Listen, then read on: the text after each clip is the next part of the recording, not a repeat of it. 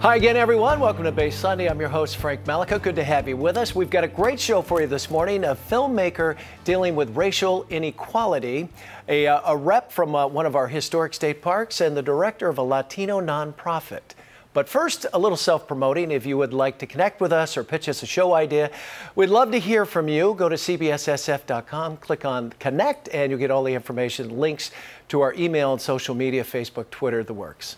Haven't forgotten about you. First up, are you a parent out there trying to save and get your child through college? Our next guest has some helpful tips. Please welcome Linda Shelby. She's the Senior Vice President of Merrill Edge. How are you? Hello, good morning. Thank you for having me. Oh, good to have you. We were kind of talking off camera here, but it's a tough time for people right now. I would imagine it's making your job a little challenging too, right? It is indeed. It is indeed. Frank, Merrill Edge does a semi-annual survey of the mass affluent consumer, which is defined as those consumers with between $50,000 and $250,000 in investable assets. And we've just completed a survey, and what we found is that education continues to be one of the primary concerns of this segment of the population, along with retirement. Absolutely, retirement. Let's talk about education, because people are dipping into what they hope to use later in life, you know, to help their kids through college, and tuition is skyrocketing. The UC system's gone up like 40% in the last 4 or 5 years for tuition. What's a parent to do? The UC system last year alone, so as you said, over the last 4 or 5 years, 40%. Last year, UC schools went up 21%. Yeah, so it's getting more and more daunting, isn't it? I was going to say, because it kills me, I went to Cal in the late 70s, early 80s, and I have a Regents check in my scrapbook. Each quarter was $240. And my tuition, where my room and board was $200 a month. Yeah. You know, I was bartending and waiting tables and paying for that. And paying for it. Yeah. What do parents do? I mean, especially if you got 2 or 3 kids now, how do you stock it away and not dive into that now when times are kind of tough? That's right. Well, and to your point, today, kids are graduating with debt of over $28,000 from college debt alone, education debt alone. 61% of our respondents surveyed said that they plan to dip into their personal savings account in order to pay for their children's education.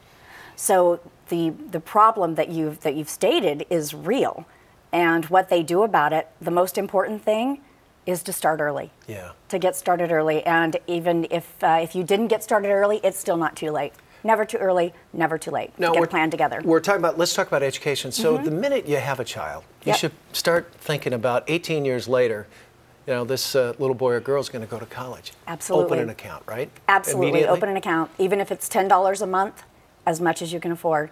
Also, don't do it alone. Ask your family, your relatives to get involved.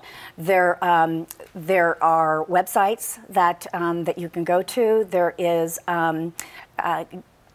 thegiftofeducation.com. Thegiftofeducation.com will let you register your accounts online and let your family members do an automatic deposit into those accounts. So it's great for gift giving, for birthdays, holidays, religious events. And I read a book called it was actually called The Automatic Millionaire. Have you read it? And the latte factor, That's right. Do you know what that is? That's right, absolutely. You spend $4 or $5 on a coffee, drink, and a muffin every day. If you're 22 and save that money, you're $5 a day, stick it in an account that's getting, what, 5 to 10%, if you can find one, or some sort of vehicle that's going to make money for you. Right. Over time, you'd make over $1 million. That's right. And today, the types of vehicles that we have, when you look at the special accounts that have been designed for education, so the 529 account, the Coverdell education account, and even Uniform Trust to Minor accounts, they allow you some tax benefits that you may be able to partake in that will let even more money go to education. So the important thing is that you start a discipline of investing, that you start it early and that you stick with it. And it's a discipline around investing, but it's also, as you said, a discipline around spending and expenses. Pay yourself first, too, Pay yourself first, always. You know, take a couple of bucks back. And That's right. My sister does that. She takes $200 out of every paycheck and just puts it into an account and forgets about it. And after a while, you get used to that paycheck being, oh, you know, it's only X amount of dollars as opposed to 200 plus. That's right. So important, right? That's right. Very important.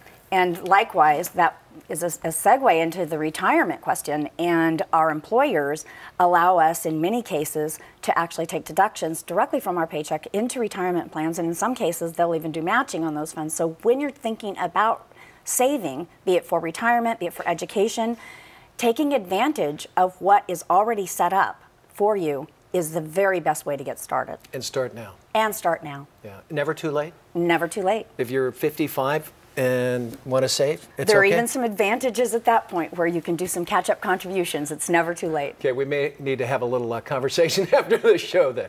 Very nice. So good to have you. Thank you. Thanks for being here. For more Thank information you. about saving for college and investments, please log on to merrilledge.com. We'll be back with more Bay Sunday right after the break. Stay right there.